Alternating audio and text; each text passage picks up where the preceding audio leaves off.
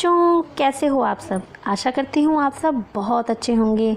मैं ज्योति study with J के channel पर आपका बहुत बहुत स्वागत करती हूँ। आज हम करने वाले हैं कक्षा 5 हिंदी एनसीईआरटी से चैप्टर नंबर 5 जहाँ चाह वहाँ राह। तो चलिए इसको देख लेते हैं।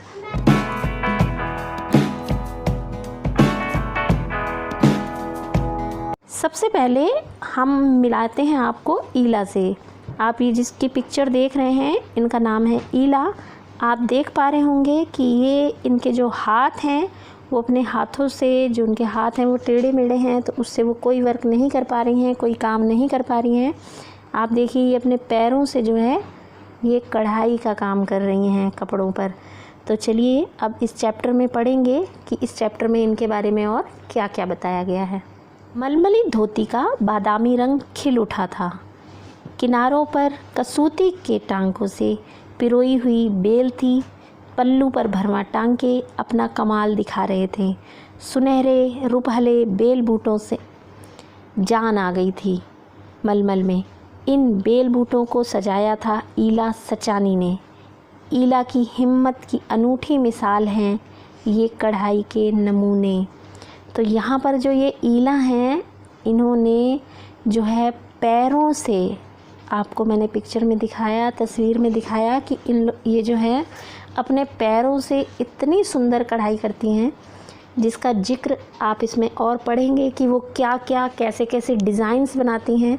और यहाँ पर दिया है कि मलमल की जो मलमल का कपड़ा आता है वो मलमल की धोती है, उसका जो है बादामी रंग खिल उठा था। यानी वो क्यों खिल उठा था? क्योंकि उस पर इतनी कमाल की जो पल्लू होता है वो होता है किनारा, तो वहाँ पर उन्होंने भरवा टांके से, ये कढ़ाई होती है एक तरह की, उस पर उसके द्वारा जो है कमाल दिखा रखा था। यानी बहुत ही सुंदर कढ़ाई उस पर कर रखी थी। और उन्होंने ऊपर सुनहरे रुपहले बेल बूटे, यानी जो बेल और बूटे होते हैं ना, जैसे बेलें होती हैं जैसा कि आप पिक्चर में देख पा रहे हैं, उस तरह की कढ़ाई उन्होंने की थी। 26 साल की ईला गुजरात के सूरत ज़िले में रहती हैं। उनका बचपन अमरेली ज़िले के राजकोट गांव में अपने नाना के यहाँ बीता। तो जो ईला हैं उनकी जो उम्र है वो 26 साल की है और वो गुजरात में रहती हैं, गुजरात में जो सूरत ज़िला है वहाँ पर।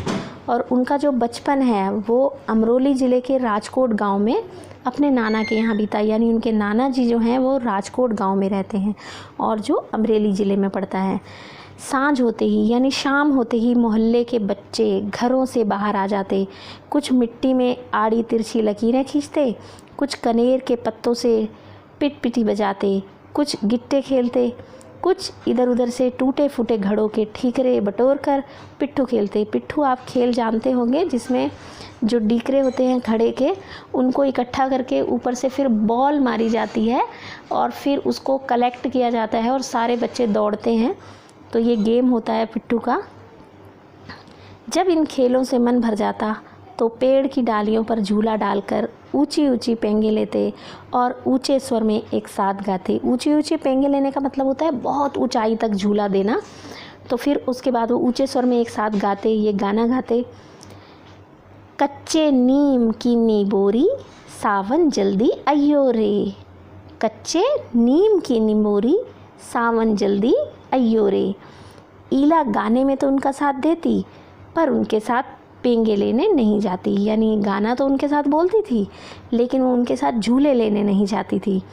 रस्सी पकड़ने को हाथ बढ़ाती मगर हाथ तो उठते ही नहीं थे। वह चुपचाप एक किनारे पर बैठ जाती, मन ही मन सोचती, मैं भी ऐसा कुछ क्यों नहीं कर पाती हूँ। बच्चे भी चाहते हैं कि ईला किसी न किसी तरह से उनके साथ खेल सके। कभी कभार वह पकड़न पकड़ाई और विष अमृत के खेल में शामिल हो जाती। अब पकड़न पकड़ाई में तो क्या होता है, दौड़ना होता है, लेकिन जो उसके हाथ थे वो हाथों से कोई काम नहीं कर पाती थी। साथियों के साथ जमकर दौड़ती मगर जब धप्पा करने की बारी आती तो वह फिर निराश हो जाती। अब धप्पा क्या होता है ना, धप्पा जो करा जाता है वो हाथों से करा जाता है। आपने देखा होगा, आप अगर आप ये खेल खेलते होंगे तो जब धप्पा करा जाता है तो हाथों से टच किया जाता है। तो वो इसलिए निराश हो जाती क्योंकि जो उसके हाथ थे वो काम नहीं कर पाते थे। हाथ तो उठेंगे नहीं तो धप्पा कैसे देगी। मैं बहुत कोशिश करती पर उसके हाथों ने तो जैसे उसका साथ न देने की ठान रखी हो। ईला ने अपने हाथों की इस जिद को एक चुनौती माना। उसने कहा, ठीक है, तुम मेरा साथ नहीं देते तो कोई बात नहीं, मुझे भी जो करना है वो मैं करूँगी। उसने वह सब अपने पैरों से करना सीखा जो हम हाथों से करते हैं। दाल भात खाना, दूसरों के बाल बनाना, फर्श बुहारना, कपड़े धोना, तरकारी काटना, यहाँ तक कि तख्ती पर लिखना भी। तो वो हर एक काम जो थी उसने अपने पैरों से करना सीखा, चाहे वो खाना खाना हो या बाल बनाना हो या फ़र्श को साफ़ करना हो, अपने कपड़े भी धोना हो, या फिर तरकारी कहते हैं सब्ज़ी काटना। तो तरकारी काटना का मतलब है सब्ज़ी काटना, चाहे वो सब्ज़ी काटना हो या फिर स्लेट पर, तख्ती कहते हैं स्लेट पर, तो स्लेट पर लिखना, कुछ भी काम करना हो तो वो अपने पैरों से उसने करना सीख लिया। उसने एक स्कूल में दाखिला ले लिया, यानी उसने अपने एक स्कूल में जो था एडमिशन करा लिया।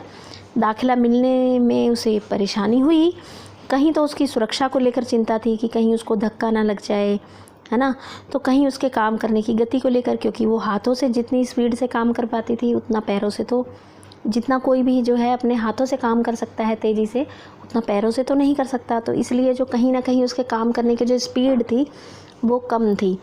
किसी काम को तो वह इतनी फुर्ती से कर जाती कि देखने वाले दंग रह जाते, पर किसी किसी काम में थोड़ी बहुत परेशानी तो आती ही थी।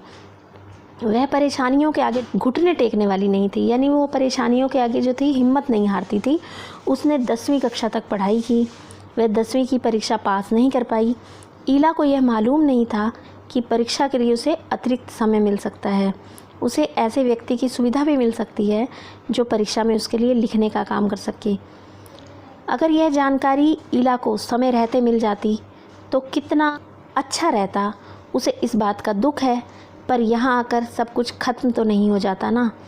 तो जो परीक्षा होती हैं, जब परीक्षाएं होती हैं तो उस समय ऐसा होता है कि जो बच्चे इस तरह से स्पीड से काम नहीं कर पाते हैं अपने हाथों या पैरों की वजह से, किसी भी अपंगता की वजह से, चाहे अपनी आँखों की वजह से, तो उनको जो होता है एक हेल्पर दिया जाता है एग्ज़ाम रूम में। तो उनको जो होता है ना एक्स्ट्रा टाइम भी दिया जाता है ताकि वो जो है अपने पेपर को कंप्लीट कर सकें। तो ईला को इस बात की कोई भी जानकारी नहीं थी, ना ही उसको किसी ने बताया, तो इस वजह से वो अपना काम जो है उतनी स्पीड से नहीं कर पाई एग्ज़ाम में। तो वो जो थी परीक्षा में फ़ेल हो गई थी, पास नहीं हो पाई थी। लेकिन उसको इस बात का दुख तो था, लेकिन फिर भी उसने हिम्मत नहीं हारी, क्योंकि ज़िंदगी यहीं ख़त्म नहीं होती है। उसकी माँ और दादी कशीदाकारी करती थी। कशीदाकारी जो होता है ना, ये एक कला है, इसमें जो होता है कढ़ाई का काम किया जाता है। वह उन्हें सुई में रेशम पिरोने से लेकर बूटियाँ उकेरते हुए देखती। न जाने कब उसने कशीदाकारी करने की बात ठान ली। यहाँ भी उसने अपने पैर के अंगूठों का सहारा लिया। दोनों अंगूठों के बीच सुई थामकर कच्चा रेशम पिरोना कोई आसान काम नहीं था, पर कहते हैं ना, जहाँ चाह वहाँ राह। उसके विश्वास और धैर्य ने कुदरत को भी झुठला दिया। उसने बहुत ही हिम्मत रखी और उसमें बहुत ही धैर्य था। तो उसने जो था ये सारा काम अपने पैरों से करना स्टार्ट कर दिया, जबकि ये काम बहुत कठिन होता है, आसान नहीं होता है। 15-16 साल की होते होते ईला काठियावाड़ी कशीदाकारी में माहिर हो चुकी थी। किस वस्त्र पर किस तरह के नमूने बनाए जाएं, कौन से रंगों से नमूना खिल उठेगा, कौन और टांके कौन से लगें, यह सब वह समझ गई थी। ये जो कढ़ाई होती है ये लखनवी टांका और बंगाल की कढ़ाई होती है, काठियावाड़ी।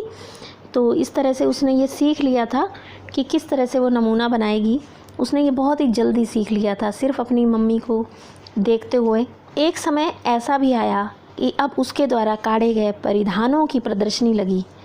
इन परिधानों में काठियावाड़ के साथ साथ लखनऊ और बंगाल की भी झलक रहा था।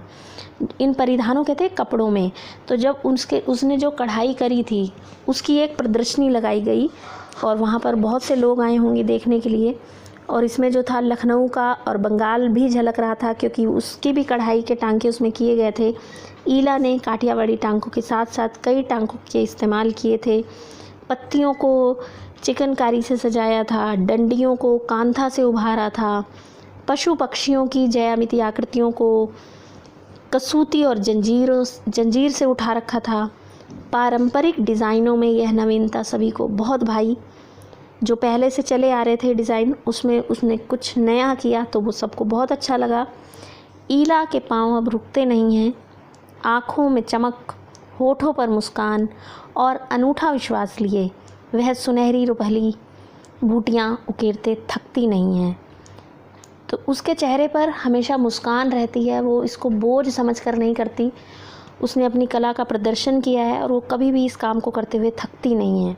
इसके प्रश्न उत्तरों को करेंगे हम नेक्स्ट पार्ट में। आपको वीडियो अच्छी लगी हो तो इसको लाइक ज़रूर कर देना, अपने दोस्तों में ज़्यादा से ज़्यादा शेयर करना। जो लोग चैनल पर नए हैं चैनल को सब्सक्राइब कर देना। Thanks for watching.